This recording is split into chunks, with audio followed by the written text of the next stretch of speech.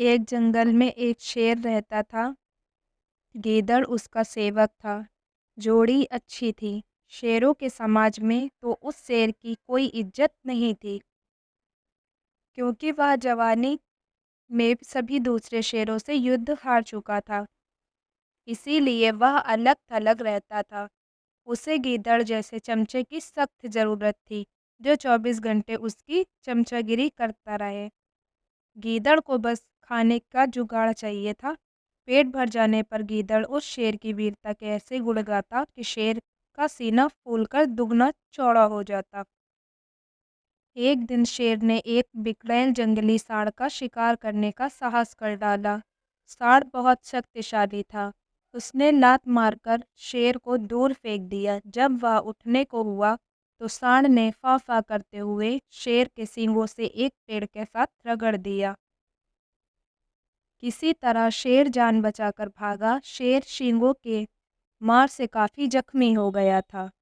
कई दिन बीते, परंतु शेर के जख्म ठीक होने के नाम ही नहीं ले रहे थे। ऐसी हालत में वह शिकार नहीं कर सकता था। स्वयं शिकार करना गीदड़ के बस का नहीं था। दोनों के भूखे मरने की नौबत आ गई। शेर को यह भी भय था कि खाने का जुगाड़ समाप्त होने के कारण गीदड़ उसका साथ न छोड़ जाए।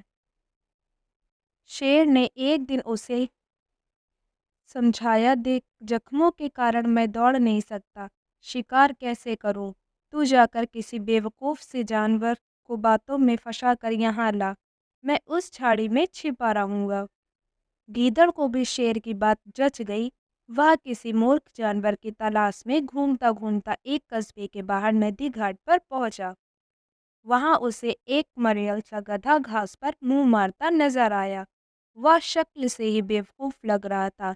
गीदड़ गधे के निकट जाकर बोला, पाए लागू चाचा, बहुत कमजोर हो आए हैं, क्या बात है? गधी ने अपना दुखड़ा रोया, क्या बताऊं भाई, जिस धोबी का मैं गधा हूँ वह बहुत क्रूर है। दिन भर ढुलाई करवाता है और चारा कुछ देता नहीं। गीदड़ ने उसे न्योता दिया, चाचा मेरे साथ जंगल चलो ना, वहाँ बहुत हरी हरी घास है, खूब चढ़ना, तुम्हारी सेहत बन जाएगी। गधे ने कान फड़फड़ाए, राम राम, मैं जंगल में कैसे रहूँगा? जंगली जानवर मुझे खा जाएंगे। चाचा, तुम्हें शायद पता नहीं कि जंगल में एक बगुला भगत जी का सत्संग हुआ था। उसके बाद सारे जानवर शाकाहारी बन गए हैं। अब कोई किसी को नहीं खाता। गीदड़ बोला और कान के पास मुंह ले जाकर दाना फेंका। चाचू, पास के कस्बे से बेचारी गधी भी अपने धोबी मालिक के अत्याचारों से तंग आकर जंगल में आ गई थी। वहाँ हरी हरी घास खाकर वह खूब लहरा गई। तुम उसके साथ घर बसा लेना।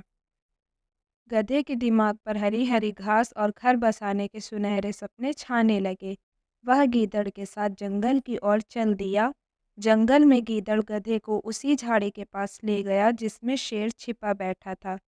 इससे पहले कि शेर पंजा मारता, गधे को झाड़ी में शेर की नीली बत्तियां की तरह चमकती आंखें नजर आ गईं। वह डरकर उछला, गधा भागा और भागता ही गया। शेर मुझे स्वर में गीदड़ से बोला, भाई इस बार मैं तैयार नहीं था, तुम उसे दोबारा लाओ, इस बार गलती नहीं होगी। गीदड़ दोबारा उस गधे की तलाश में कस्बे में पहुंचा। उसे देखता ही बोला, चाचा तुमने तो मेरी नाक कटवा दी, भाग गए। उस झाड़ी में मुझे दो चमकती आंखें दिखाई दी थी, जैसे शेर की होती हैं। मैं भागता न तो क्या करता? गधे ने शिकायत की। गीदड़ छोट मोट माथा पीट कर बोला, चाचा ओ चाचा, तुम भी निरे मूर्ख हो।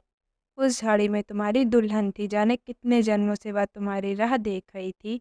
तुम्हें देखकर उसकी आंखें चमक उठी तो तुमने उसे शेर समझ लिया। गधा बहुत लज्जित हुआ। गीदड़ की चाल भरी बातें ही ऐसी थी। गधा फिर उसके साथ चल पड़ा। जंगल में झाड़ी के पास पहुंचते ही शेर ने नुकीले पंजों से उसे मार गिराया। इस प्रकार शेर व गीदड़ का भोजन जुटा। सीख, दूसरों की चिकनी चुपड़ी बातों में आने की मूर्खता कभी नहीं करनी चाहिए।